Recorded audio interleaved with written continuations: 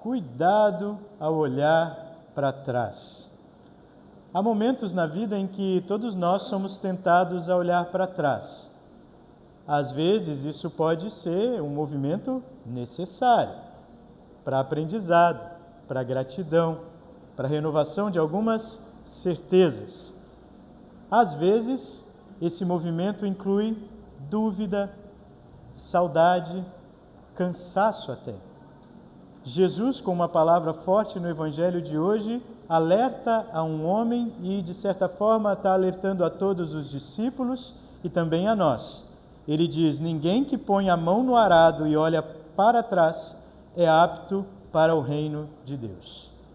A tradução desse texto poderia ser até um pouquinho diferente, porque lá no texto original, essa palavra usada para olhar para trás está num tempo verbal que poderia significar não só aquele que olha para trás uma vez ou outra, mas aquele que fica olhando continuamente para trás. Olhar para trás às vezes é necessário, mas você não pode ficar continuamente olhando para trás se você tem um trabalho pela frente.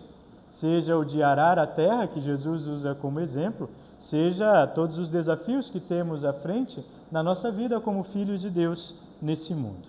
Cuidado para não olhar para trás buscando desculpas para não seguir Jesus, como fizeram algumas pessoas que estavam ali com ele. Jesus encontra no seu caminho 3 homens com 3 reações diferentes. O primeiro estava entusiasmado e apressado até. Ele diz com vontade, quase como se fosse amigo do Pedro, né? Eu estou pronto a seguir o Senhor por qualquer lugar por onde o Senhor for. E Jesus adverte, ele diz: os passarinhos têm os seus ninhos, as raposas têm as suas tocas, mas o Filho do Homem não tem nem onde descansar. Ele está dizendo àquele homem, porque conhecia o seu coração, que talvez o que ele esperava com entusiasmo não fosse a realidade de fato. A realidade de seguir Jesus inclui privações, dificuldades, ainda mais naquele caminho e naquele momento em especial, em que ele estava indo para Jerusalém rumo à cruz. E aqueles que queriam segui-lo tinham que saber disso.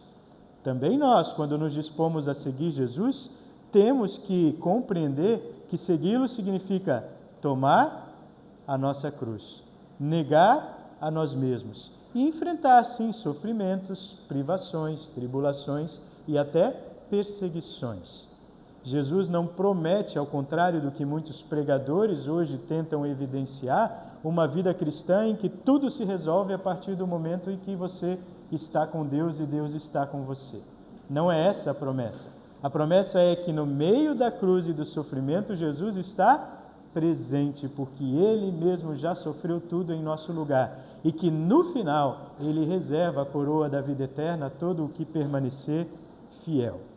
O segundo homem fala com Jesus, assim como o terceiro, encontrando desculpas ou adiando o momento de segui-lo.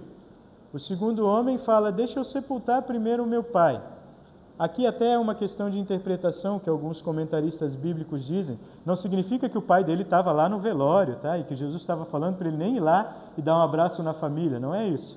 Mas provavelmente significa que ele queria primeiro voltar para casa, servir com o seu pai até o fim da vida do pai, e aí quando tudo tivesse resolvido, aí sim ele seguir Jesus. E aí Jesus o adverte: deixe que os mortos sepultem os seus mortos, mas você saia anunciando, siga anunciando o reino de Deus. O que isso ensina para nós? Muitas vezes a gente acha que para seguir Jesus primeiro precisamos resolver todos os outros problemas da vida. E aí assim eu vou estar apto e livre para servi-lo. Não é assim que muita gente, quando fala a respeito de ir a uma igreja cristã ou de se dedicar de fato a Deus, diz: primeiro eu vou resolver algumas coisas na minha vida, eu primeiro preciso ajeitar algumas coisas para então eu poder me dedicar a Deus, né? Como se eu tivesse que primeiro vencer os meus pecados e deixar tudo certinho para daí eu poder seguir a Cristo. Bom, se você conseguir vencer os seus pecados e deixar tudo certinho, você não precisa mais de Cristo, né? É propriamente para te ajudar a vencer os seus pecados e lidar com o que não está certo e talvez não vá se acertar na sua vida, é que Cristo quer estar perto de você. Portanto, não adie a decisão, ou não adie o ímpeto, não adie a vontade de servir mais a Jesus, porque certas coisas na sua vida ainda não estão plenamente resolvidas. Vá ainda que com dúvidas, vá ainda que com dificuldades, vá ainda que lutando contra o pecado, mas vá confiando naquele que dá toda a certeza, que venceu todas as dúvidas, que nos apoia em todas as dificuldades e que pagou por todos os pecados que a gente anda cometendo e que ainda certamente vai cometer. A confiança em Jesus é o que nos lança à frente para segui-lo, e não a certeza de que a gente já tenha resolvido todas as dúvidas e todas as questões na nossa mente e no nosso coração. E da mesma forma o terceiro homem, aí Jesus conhece bem, né, estava adiando da mesma forma a sua resolução em seguir a Jesus. Mas o que é que está por trás disso? A constante vontade do ser humano de se apegar ao passado, de não se lançar para o futuro com confiança. E se a gente olha os outros textos dessa semana, a gente vê algo parecido acontecendo. Até no Antigo Testamento, quando o profeta Elias, aquele tido como o maior de todos pelo povo de Israel, o profeta Elias, que tinha passado por momentos milagrosos em que Deus o sustentou, em que Deus fez com que ele vencesse inimigos poderosos, esse profeta, ainda continuando a ser perseguido e não ouvido pelo seu povo, se entristece profundamente. A forma como se apresenta o Elias ali no capítulo 19 de 1 Reis é muito parecida com quem hoje enfrenta a depressão. Elias se deita, ele não quer se levantar, ele não quer comer, ele diz para Deus: eu sou um fracasso e não vale mais a pena viver. E Deus o que faz? Manda um anjo o alimentar, e na primeira vez o alimenta e ele deita de novo e dorme de novo. E o anjo vem a segunda vez, o alimenta e diz: você precisa de forças para seguir a sua jornada. E aí Elias segue, ainda que duvidando. Elias segue e é sustentado por Deus 40 dias até chegar ao monte de Deus. E lá chegando, Deus se apresenta a ele de uma forma maravilhosa, que a gente até já viu aqui outras vezes, né, mensagens sobre isso.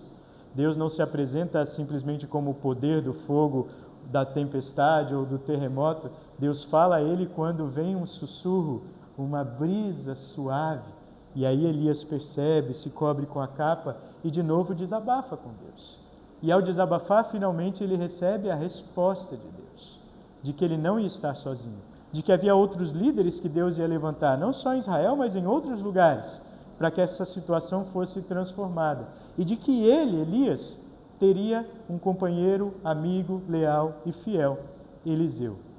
Quando Elias chega a Eliseu, uma curiosidade que parece que bate com o texto do Evangelho, né? O que Eliseu estava fazendo? Arando a terra, com uma junta de bois, e 2 bois iam, né, à frente do arado. E quando Elias joga a sua capa sobre Eliseu e ele percebe esse chamado como um chamado de Deus, o que Eliseu diz? Deixa eu só dar um beijo no meu pai e na minha mãe, rapidinho. E o profeta diz: eu não estou te impedindo. O texto bíblico nem diz se ele foi ou não, mas já narra o que acontece em seguida. Elias pega aqueles 2 bois, que era o que ele tinha, mata os 2, cozinha a carne e alimenta todo o povo. E então diz: eu estou pronto para te seguir. O que Eliseu está fazendo ali quando acaba com o pouco que tinha e distribui aos outros? Ele está mostrando confiança, né? Ele não pôs a mão no arado com Elias para olhar para trás. Ele deixa o seu arado antigo, deixa os seus bois, deixa a sua família e tudo que tem para seguir o chamado de Deus. É claro que ali não se trata só de 2 homens resolvendo por decidirem racionalmente. Se trata de 2 homens profundamente movidos pelo Espírito de Deus. Eliseu seria ungido por Elias como profeta de Deus. Mas hoje, isso tem algo a nos ensinar também? Quantas vezes a gente se vê ansioso, preocupado, desanimado por causa de coisas que não conseguimos vencer no passado e que parece que ficam remoendo na nossa cabeça, ou por causa do medo de não conseguirmos resolver coisas lá no futuro, sendo que no presente Deus está dizendo: eu estou contigo. E até se olharmos para o passado, nós vemos na cruz de Cristo a prova maior desse amor. na ressurreição de Cristo, a garantia de que Ele está vivo e por isso nós também viveremos. A gente vive num mundo que nos lança toda hora ofertas, promessas e cobranças, de forma que a gente realmente fica achando que é só isso aqui que importa. E é levado a automaticamente esquecer que a gente foi chamado por Deus para uma outra vida. De que estamos no mundo, mas dele não somos. Nós vivemos aqui como peregrinos, somos cidadãos do céu. O que ainda vivemos aqui, vivemos com responsabilidade, mas não precisamos nos cobrir de ansiedade. Vivemos com dedicação, mas não podemos transformar esse zelo em tristeza, em peso e, quem sabe, em depressão. Nós podemos confiar num Deus que não nos abandona, que nos alimenta, que cuida de nós, que nos orienta e que quer nos empurrar para frente. O passado não existe mais. Se você anda mexendo nas gavetinhas do passado em mágoas antigas, pense se de fato já perdoou e se já confia realmente no tamanho do perdão de Cristo, a você inclusive. O passado não existe mais. Todas as coisas estão pregadas na cruz de Cristo e foram solucionadas por Ele. O futuro não existe ainda. Por que se preocupar? Por que se preocupar com o dia de amanhã de forma demasiada? Jesus já diz lá, em Mateus 6, olhem as flores do campo, olhem os pássaros do céu, eles não se preparam para o futuro como vocês e Deus dá no seu tempo tudo o que precisam. Nós continuamos a viver no presente, entendendo o presente que é a salvação que Cristo nos dá e a sua presença eficaz na nossa vida, com o Espírito Santo, com a direção do Pai, com o amor que constantemente é renovado em nossos corações. Nós confiamos num Deus que está presente e que estará presente em todos os dias que virão, porque o texto bíblico diz: Jesus Cristo é o mesmo ontem, hoje e sempre. E nessa caminhada de confiança, nós também precisamos parar de nos apegar a certas coisas que talvez ainda não queremos abandonar. E aí, virando as folhas da nossa leitura, das nossas leituras de hoje, a gente chega no texto de Gálatas 5, né? Tem uma lista lá de coisas que a gente já devia ter abandonado, porque são frutos da carne, né? A inveja, a amargura, os excessos de raiva, a ambição egoísta, a imoralidade sexual, as farras e bebedeiras, todos os excessos, e talvez você ainda esteja apegado a alguns deles, talvez seja difícil para vencer, porque tem coisas intrincadas aqui, dependências físicas, psíquicas, emocionais, quem sabe, mas é preciso confiar em Deus para os frutos que Ele quer produzir pelo Espírito Santo para o futuro. Amor, bondade, humildade, delicadeza, mansidão, domínio próprio. Tantas coisas boas que Deus quer produzir na nossa vida pelo Espírito Santo e que se a gente fica se apegando a velhos hábitos, a gente não vai usufruir delas em tudo que Deus pode fazer. Cuidado ao olhar para trás, não só para não ficar angustiado, cansado ou ansioso, mas também para não viver apegado a velhos hábitos que você não quer abandonar ou dos quais não quer se arrepender. Ah, mas é o meu temperamento. Ah, mas é o meu jeito. Ah, mas é só um jeito de eu ter uma válvula de escape. Todos nós lidamos com desculpas diversas, como aqueles homens que vieram até Jesus encontraram as suas. Mas precisamos, em algum momento, ser francos, parar de dar desculpas e nos agarrar ao amor e ao perdão de Cristo. E, de fato, entregar a Ele toda a nossa vida. Claro que não significa que a partir daí as tentações vão cessar, que não vai haver recaídas, mas significa que a partir dali nós estaremos lutando e não sozinhos.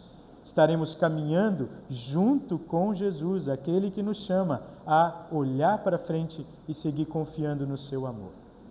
Se queremos ter um exemplo de como olhar para trás e para frente com equilíbrio, é só olhar o texto do Salmo de hoje, em que se reflete a fé de alguém que confia que só em Ti eu tenho segurança, de que Tu és o meu Senhor e tudo que eu tenho de bom vem de Ti, de que são admiráveis as pessoas que se dedicam a Deus e eu quero estar na companhia delas.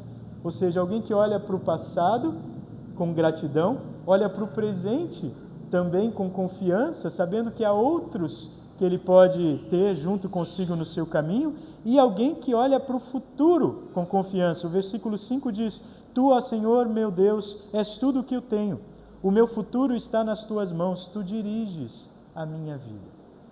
E assim o Salmo vem e continua dizendo como são boas as bênçãos que tu me dás.